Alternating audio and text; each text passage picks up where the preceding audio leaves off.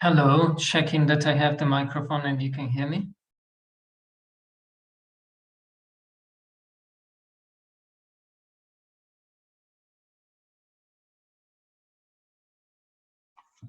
Thanks.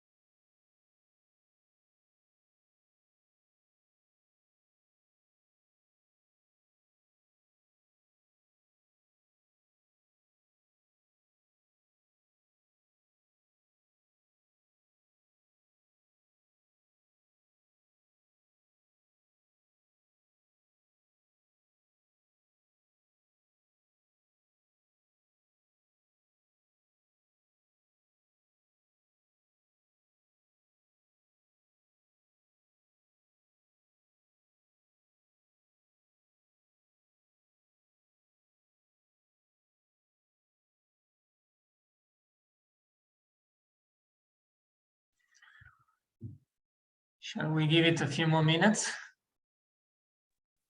Yes.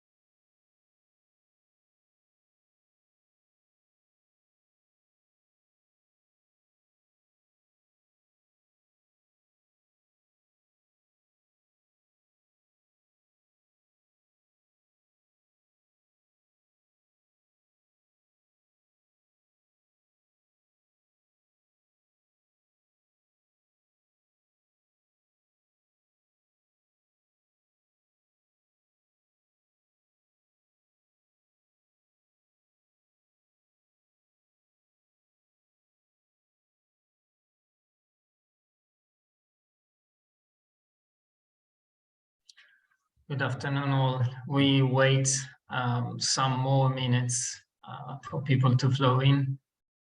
I guess some of the rooms also dragged on a tiny bit longer.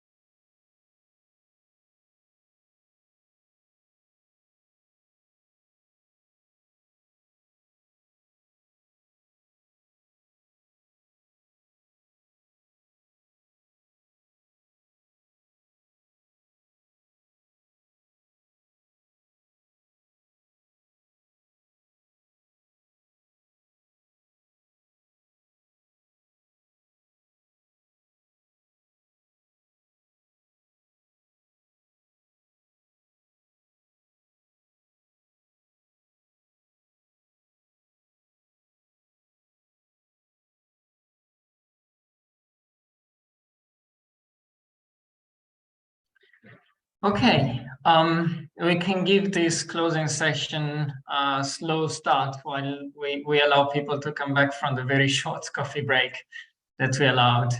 But thanks all for rejoining and welcome to the closing session of ECEMP 2022. As you know, the closing session is always a nice one to thank everybody, but it's also a very important one traditionally where we have this poll where we get all your feedback on what worked, what didn't work, and then of course the group picture, and then we discuss themes and organization of the next year's event. Now we have scheduled an opening by Jasna Rezic from CINEA, but I don't know if she's here yet. Let me check. Otherwise, we can jump into having a little bit of a summary of these intense 3 days, and then we can go back to her intervention. So yeah, I will ask to change the slides if we have the presentation on. Okay, so first off, this was the first of its name, ECEMP, European Climate and Energy Modeling Platform, formerly known as EMPE, Energy Modeling Platform for Europe, and it was the 6th edition of the event, started in 2017, hosted at the headquarters of DG Research and Innovation, and yeah, it's very nice to see the event grow so much, and to have your passionate contribution from all sides. This edition, just to have a bit of a recap, we had registrations from 30 countries, 23 poster presentations, almost 500 participants, in line with previous year. And between 10 and 50 participants in various parallel sessions and skills workshops. And going on, we had in total 93 submissions, all of very high quality, but among which, of course, we had to select some, and they were selected by the organizing committee with a review process and independently, and a scoring system based on different criteria, and they all presented work at EU level, national and local, with scientific and policy relevance. Once again, as you know, the original purpose of this event and this platform was to present a digest of modeling tools and applications and insights that could serve, that could have policy relevance, serve the policy makers, and be communicated effectively to the European Commission. And it's nice to see that this keeps on, and the community of contributors becomes larger and larger, and the contributions start getting organized and around a number of things, around the needs expressed by the Commission, the needs expressed by the community at the end of every year's edition of the event, and also about some methods and projects and programs to start having model comparisons and extracting robust insights from these applications. And this year we added the scope. I'm just finishing the previous slide, but this year we added the scope of climate, also addressing a specific interest of the worldwide community, research community, and the European Commission, and it showed in around 20% of the submissions, including climate impacts and other interactions. And then moving on. So we're happy and proud to say that the knowledge body shared in this event, thanks to all of yourselves, is huge, and so there's as always the possibility of submitting it to scientific journals with different types of review processes. And also this year there are special issues of one of the journal Energy Strategy Reviews from Elsevier, and that is a golden open access journal nowadays, and then one in Open Research Europe. You can see the link to the latter at the bottom here. The one for energy strategy reviews will share very, very soon. Actually, the special issue has already been set up, and will send to all of you the link and make sure that it gets through, and it will be on the website as well. And here, well, all contributions that have been made to this event, both those presented and not presented, of course, are welcome for submission, bearing in mind that original contributions are sought for here.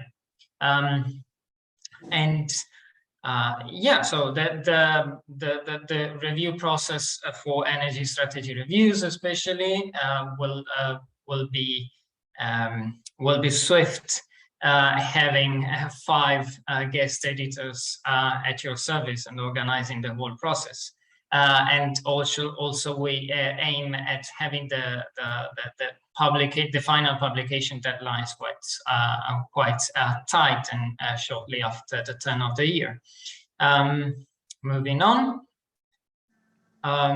Yeah, so continuing with a summary, there were 10 parallel sessions chaired by a number of Horizon 2020 projects, 10 of them which you see represented here, and our very big thanks to all the co-organizers from these projects. And some of these will continue, some of these will end next year. So there'll be, as always, a turnover where new projects pick up the co-organization. And this will be, as always, an open discussion process together with the Commission and the current projects for the turnover, and with a sharing of experiences from the previous organizers.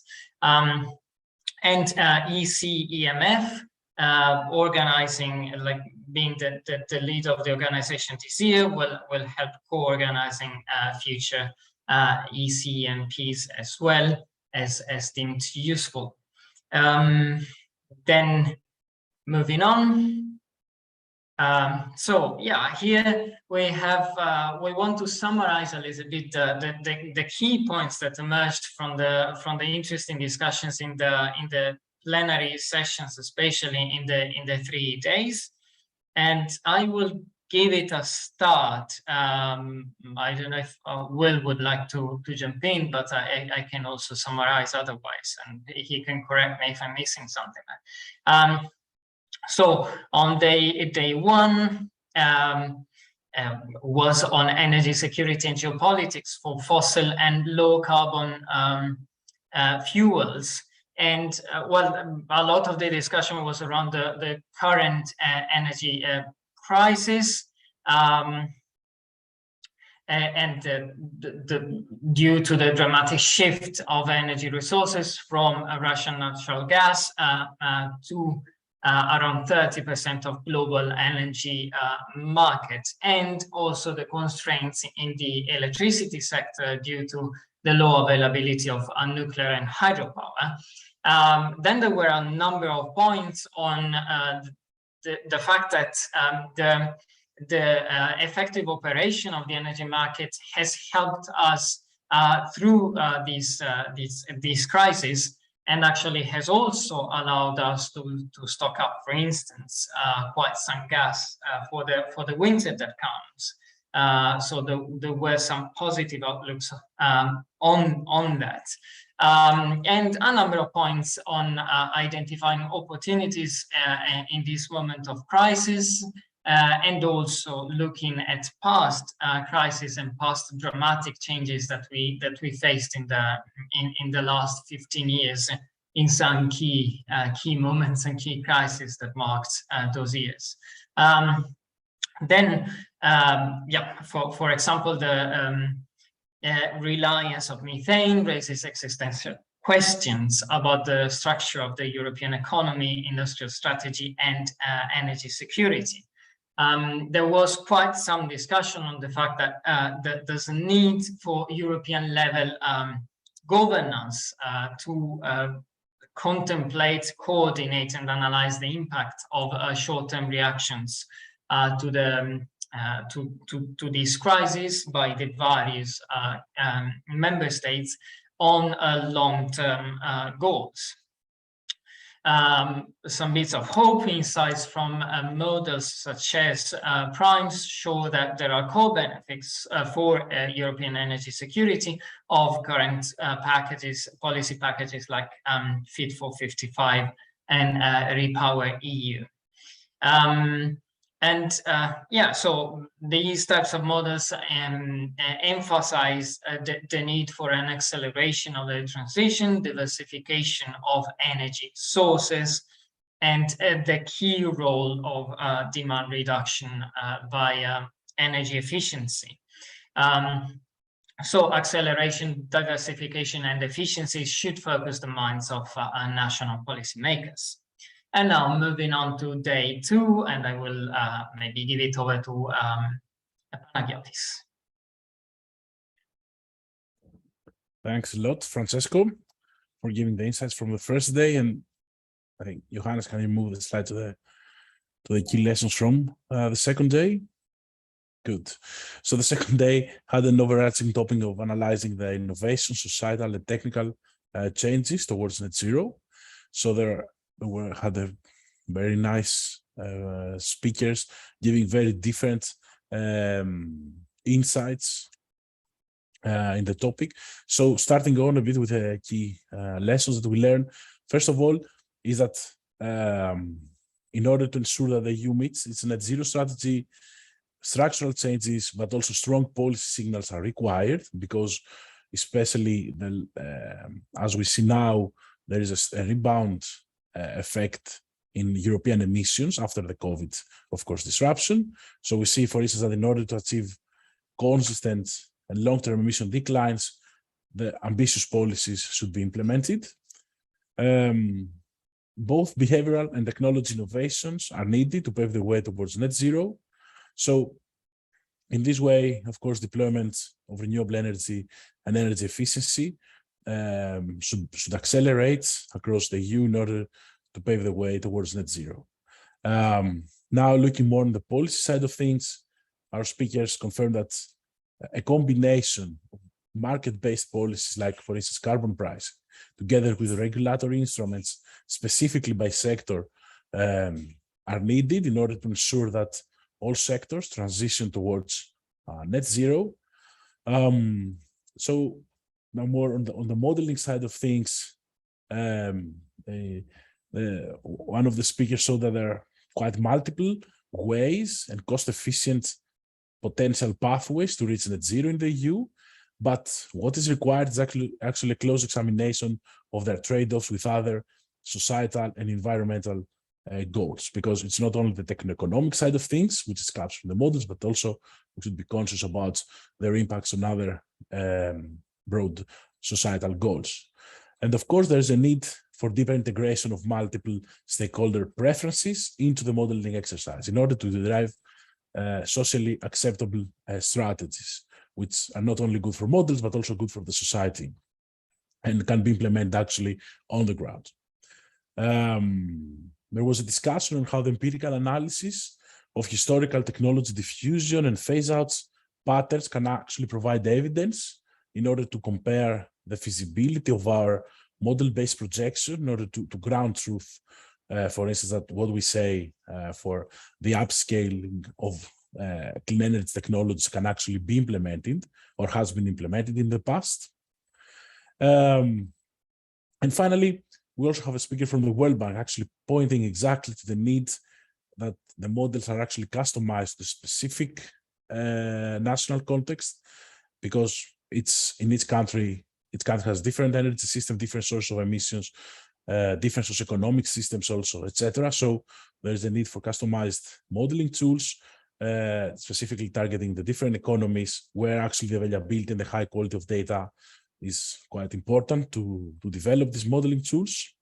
And finally, it's not only about having best or better models than we currently have, but in order to properly understand all the transition dynamics and all the different insights and to have a coherent picture of the future socioeconomic changes that this imply, we also need better models, so better people to understand more what are the different impacts of our modeling pathways. And that's it from the second day, and I think probably Johannes will say a few words from the third day. Thanks, Panagiotis. Exactly. So now moving to the third day, today basically, which was in the big topic of the latest IPCC report, but also implications for especially national policies, national modeling, and also linking this to more supranational analysis. So we had a very quite intense and long, but I think very interesting plenary section where which was kicked off by the discussion first at how the EC, the European Commission, is also engaging actively with international assessments such as the IPCC, but also the IPBES on biodiversity, so that there's a clear link on the policy side. Secondly, it was mentioned that climate impacts are really important to integrate into the whole energy transition discussion. And there was also a session actually on mitigation, adaptation, and impacts. So that clearly shows this kind of reorientation a bit of the ECMP also, and that was actually a great message. Then I think there were a great overview of really key lead authors of the IPCC, showing that, well, what urgent messages have come out of the reports, which have been, of course, widely publicized by now. But also that there are several silver linings or kind of positive messages and possibilities, opportunities even, that are important, and they are important to look at from a scientific point of view, also from a modeling perspective. And that was, I think, really something very relevant both for policy and scientific audiences.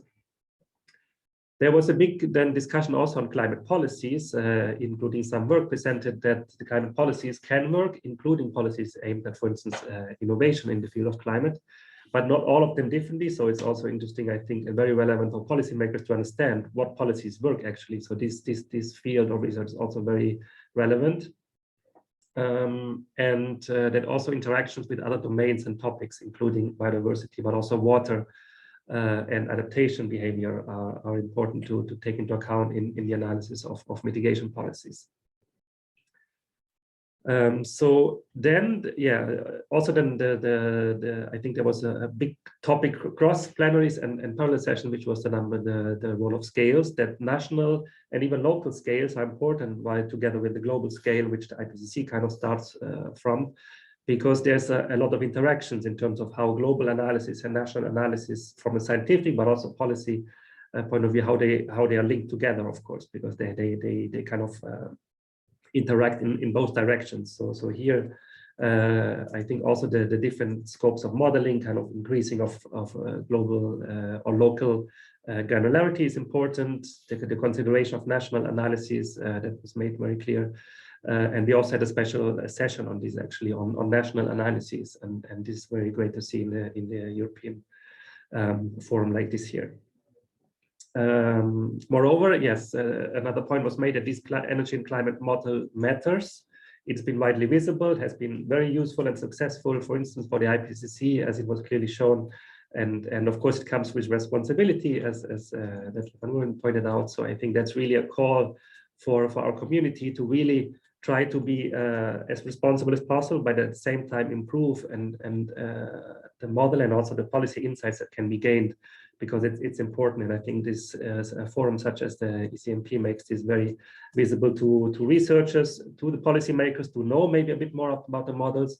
A lot of skill workshops, including this morning, has been about transparency of models, the fair data use of models, to really try to make them accessible, understandable, and also responsible, if you wish, and including helping also young researchers and young modelers to start learning these tools, to use them and improve them in the future for these very big challenges that lie ahead.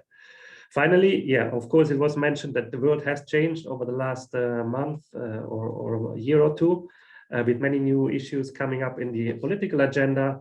But the key issues that we have been discussing here of decarbonization, sustainable development, and climate mitigation overall, but also distributional issues, just transition relevance has been mentioned. They will remain, and maybe their priorities shift over time, but they are for sure not becoming less important. And yeah, also the time there is important. So I think a lot of important findings and takeaway messages also from the third day. We are now at the third day, so it's Friday evening. So of course, it's also has been a long 3 days for us for sure, but I think maybe also for many of you.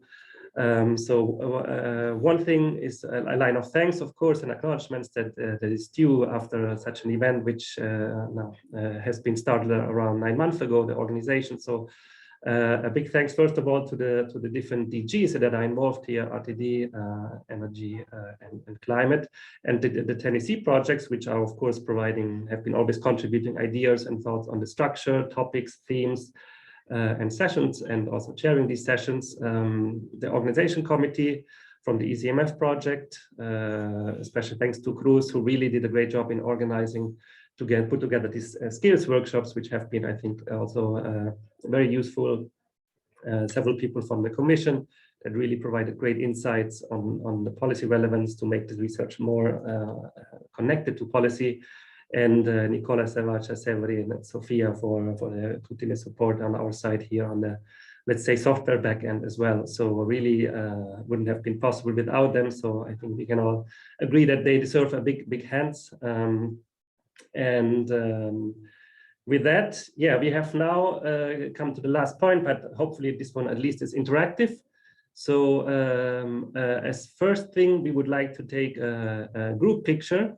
So for this, I mean, it would be nice if as many of you can turn on their camera so we can take a group picture as a kind of takeaway memory of this event. That will take just 1 minute. So if you can if you manage switch on the camera, we will take a couple of photos. That would be great. And then we will have an interactive poll, this time using the Poll Everywhere software. So we have prepared 6 questions or votes where we would like to really get some kind of input for feedback on this conference, ideas for the next conference, topics that are relevant, and also 1 or 2 questions on how about next year's ECMP. So let's maybe first. So yes. you should allow anyone to turn on the cameras, because now they're not, or the host of the meeting. That is a good point. Yes. So maybe let's do the poll first. Okay, that's a good point. We will sort it out. So let's do the picture after the poll. It's a very good suggestion. Oh no, sorry, it's working now. It is possible. Yes. Stop recording, maybe. Oh, you could take someone.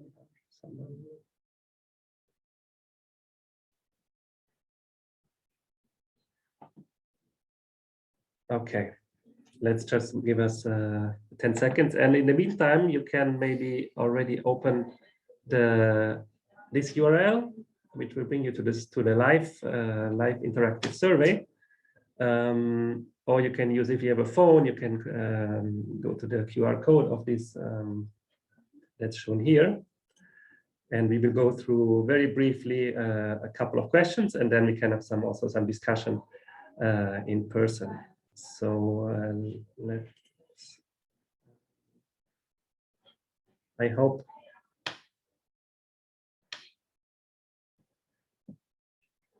it's also in the chat now. So let's, the idea is just to collect some comments, feedbacks, and suggestions. So you can do it with name, but you can also do it just skipping it and click on skip, so it's anonymous. So don't worry about it. You don't want to find personalized opinions. So yeah, the first question, as you can see, is just what did you like about this ECMP? What did you take away from it? So let me unshare my screen. I hope everyone had the link, so I can then show the result as it's going live.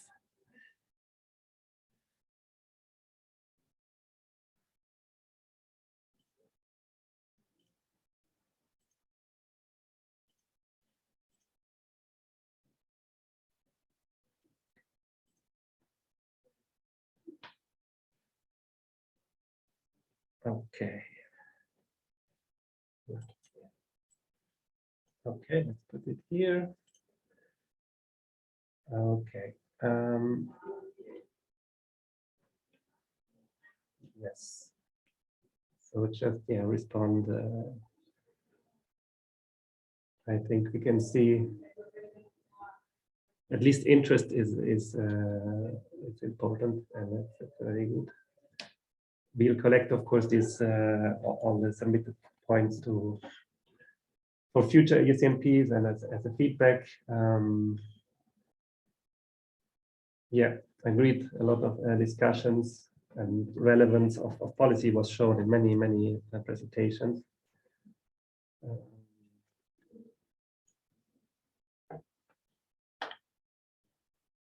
Okay.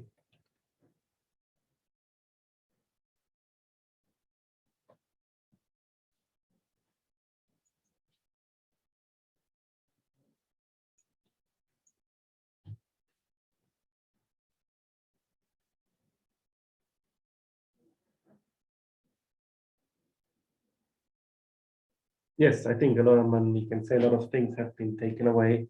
And yeah, one part is, I think, the discussion is important, and workshops, I probably refer to skill workshops also being a great highlight, which is great feedback. Okay.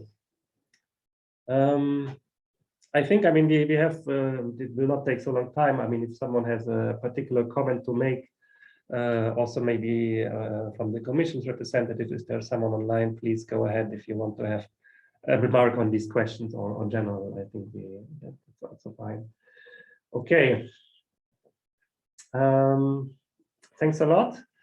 Now then, let's move to the second question, and we will store this, and this will of course be made available afterwards. The second question is, what do you think would be interesting themes and or topics for next year's ECMP? Of course, this will be not the only ECMP, but it should be repeated every year. So yeah, do you have suggestions, ideas on what, according to you, would be interesting or relevant themes or topics for panel sessions or themes for the general conference out of your experience, your work, and maybe in the conference, of course. Please, yes.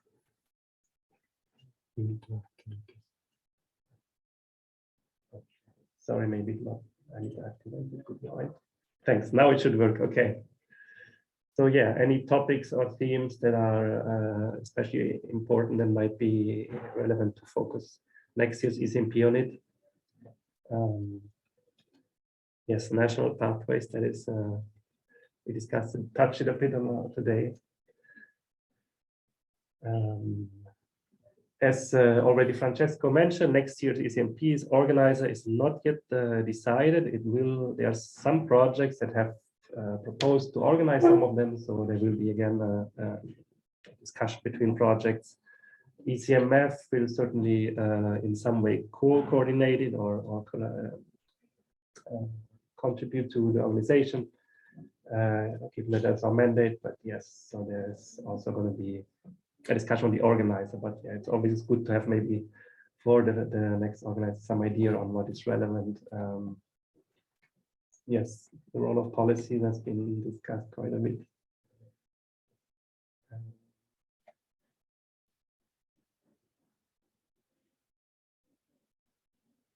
The social aspect, yeah, that was also mentioned in some sessions, socio-economic impacts or even social and societal change is also relevant.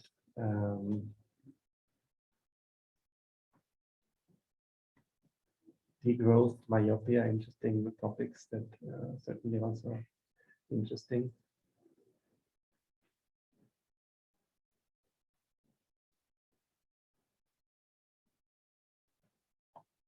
Stranded assets, lock-ins.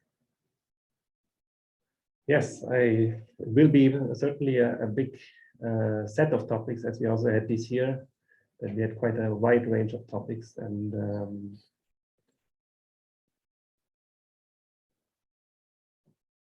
I think last year COVID-19 was mentioned quite a few times. which this year has seemed not appearing such far, which is maybe a good thing. Yeah, degrowth seems to be relevant to several people.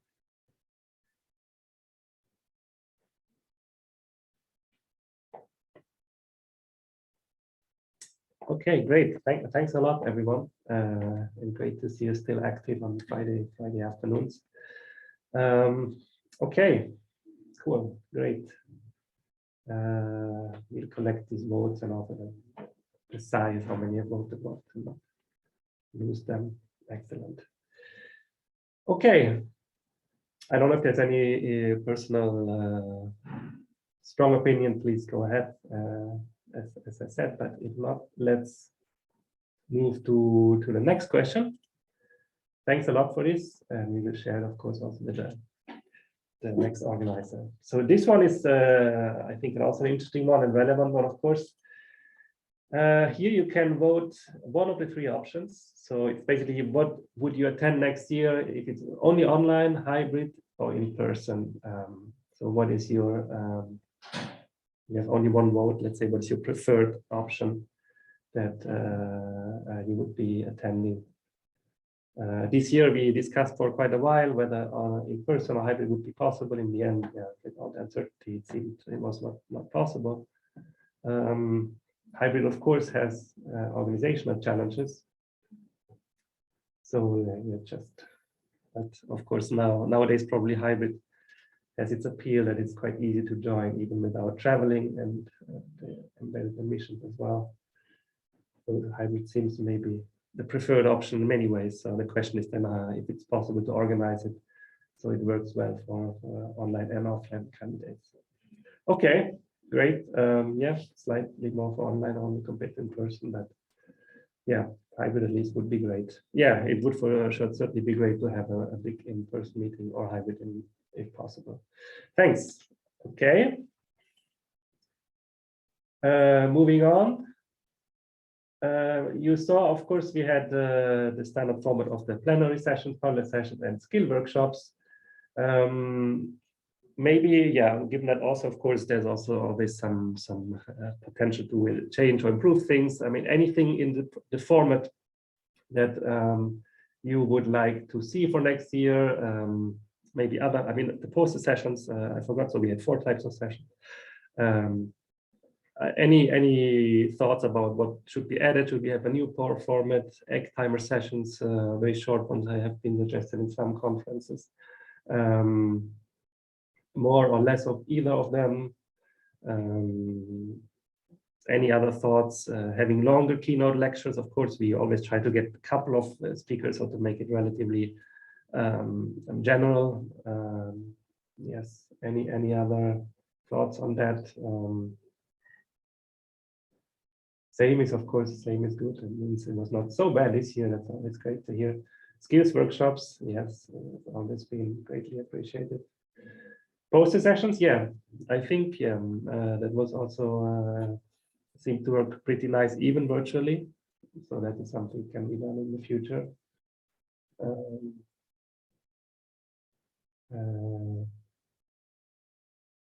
Model insights workshops. That's an interesting one, yeah. Maybe you have to how to use models or how to present insights, how to take them up.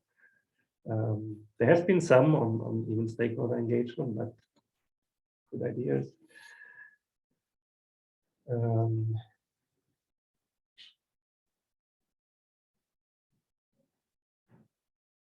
Yeah, I know these are words, so sometimes maybe if you write full sentences, it might be cluttered up. So I'm sorry for that. Okay. Yeah, skills workshop seems definitely be a key, also highlight for at least users. So that's, I think, really a great feature of this conference format. Okay, same. It's the biggest size. That's not so bad. So maybe we took this, of course, from previous editions. So we have a kind of winning format here. Gender equality. It's an interesting one. We try to really balance gender, at least in the plenary sessions, where I think we managed, especially today, it was quite well balanced. That's good that it's relevant. We try to keep that into account as well. Yeah, visualization might be interesting also. There were some parts of that in some skills workshops. Yeah, okay, great, thanks. So let's say this was the easy question. Okay, let's move on to the next one. Almost done, no worries.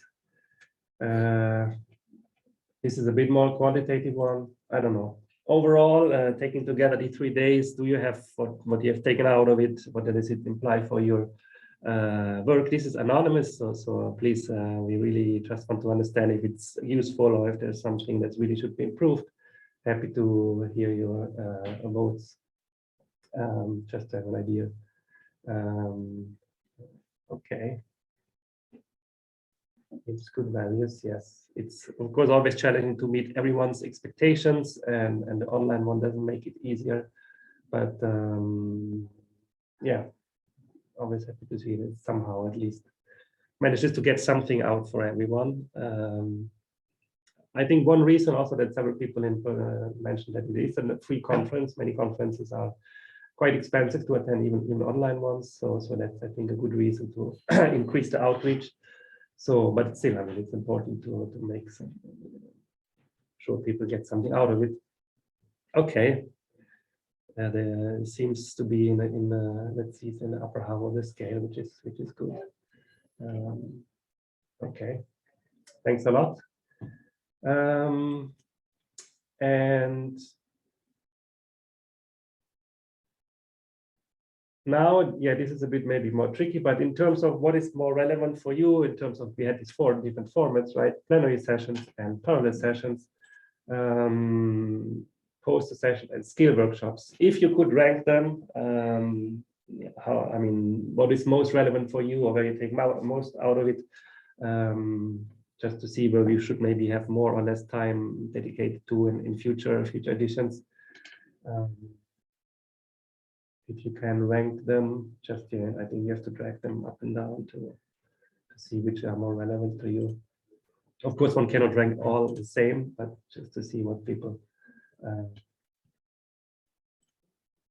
rank. So yes, parallel sessions, of course, is let's say represent most and is maybe also most interactive. It's probably hard maybe even to rank it, but yeah, we just thought in terms of if you have to change some timing, because of course we had 3 days, it's quite an intense time. Maybe there's room to reduce or increase time of some of the sessions. We had some more parallel sessions, not sessions, but presentations for more than last year, because there were just so many submissions. It seemed have been relevant, of course, yes. They seem to be appreciated. Skills workshop, we already know that they have a great use for many people. Yeah, plenary sessions, of course, is always good to see that it also works out. It's always work for the speakers, but also to get a good matching set of speakers together that is relevant. But I think it was well received, and it seems to be the case. Yes, okay. There's a kind of a ladder. Yeah, poster sessions are of course very diverse, very one-to-one interactions. So, okay, so maybe the focus on really having active presentation of research is also well. Okay, thank you. Okay, and I think then we have the last one, moving to the next.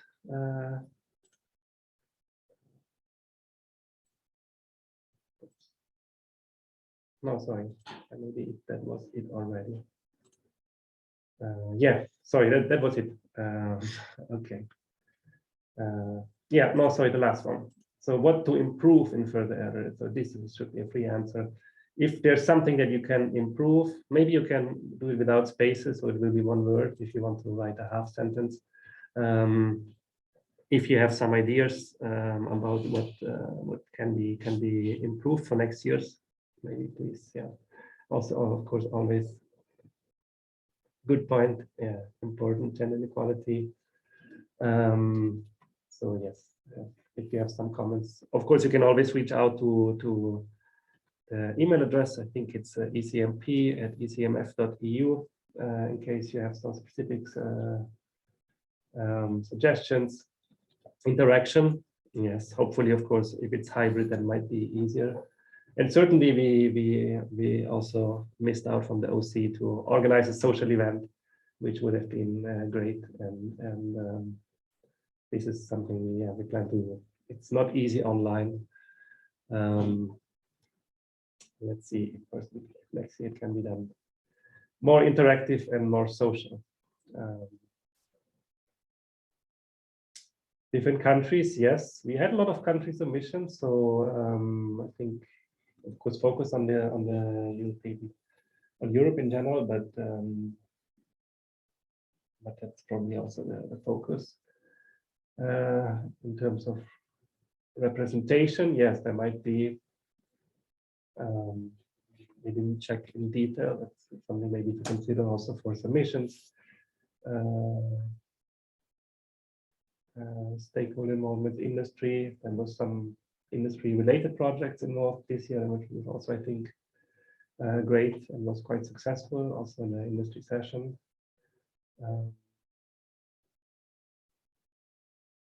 Yeah, equal representation, gender balance. I think that's well taken. Social activities is something certainly, yeah, that would be great to have. Okay. Yes, one of industry, several times mentioned. Okay. Great. Okay, thanks a lot. So I don't know if we will, of course, collect this information and anonymously and make it available. Yeah, I don't know if there's any other personal comment that someone wants to have, or opinions also from the commission, as the Corona Jasna, unfortunately, seems to could not have made it. She is the senior representative who is also the project officer for ECMF.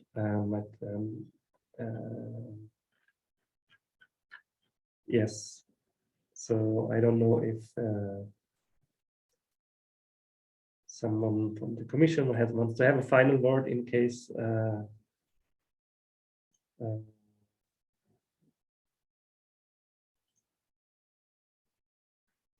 or any other feedback, comments. Now is the time to raise your voice. Also, I think you should be able to unmute yourself. Yeah, any type of comment, suggestion for next year.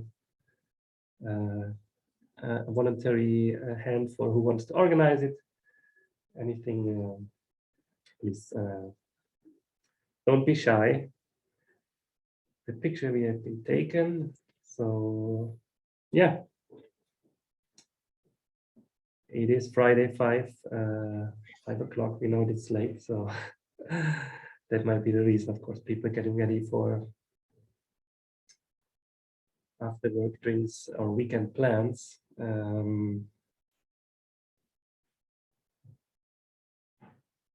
Yeah, thanks, Will, and also, of course, big thanks to Will as the coordinator of the ECEMF project.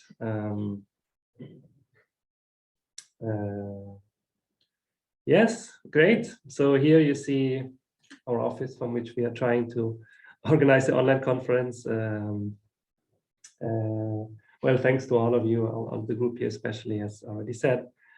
And yeah, I think everyone is always happy about an early ending. And I think we collected all the input. And well, with that being said, thanks again to everyone, especially to the speakers and all the organizers, but also to all the participants. You know, it's Zoom fatigue is real, and so let's see next year. Recordings and slides. Yes, and so that's perfectly understanding. And yes, as Eduardo said, also big thanks to him, who you probably met in some contacts over the last weeks also. Big thanks to him. And yeah, as said, the recordings and in case available presentations, but also especially skill workshop materials as they have been uploaded or links provided are, you will always find in the B2Mesh platform, which I think worked quite well. It was also mentioned in the feedback actually, so that's also good to know. So we might be using it for the future. So you will find there over the next few days or so uploaded videos. They can then also see the presentations, review the whole experience, or if you missed something. And yeah, I think that's about it. The special issues are open already for submissions until the 31st of December. So it's a good time and deadline for finishing up papers, a lot of which we have seen in case where all ECMP submitters, but in case also participants and poster presenters are invited to submit their papers. And with that, yeah, thanks again. And I wish you a nice evening and a great weekend. And yeah, hope to see you soon, at least next year, at next year's ECMP, but maybe also in other meetings, conferences, workshops, or virtually or webinars, or one of these many channels we see each other these days. Thanks a lot, and have a lovely weekend. Thank you all. Thank you. Bye. Thank you. Thank Bye. you. Thank you. Thank you. Thank you. Bye. Thank you. Thanks. Bye. Have a nice weekend all.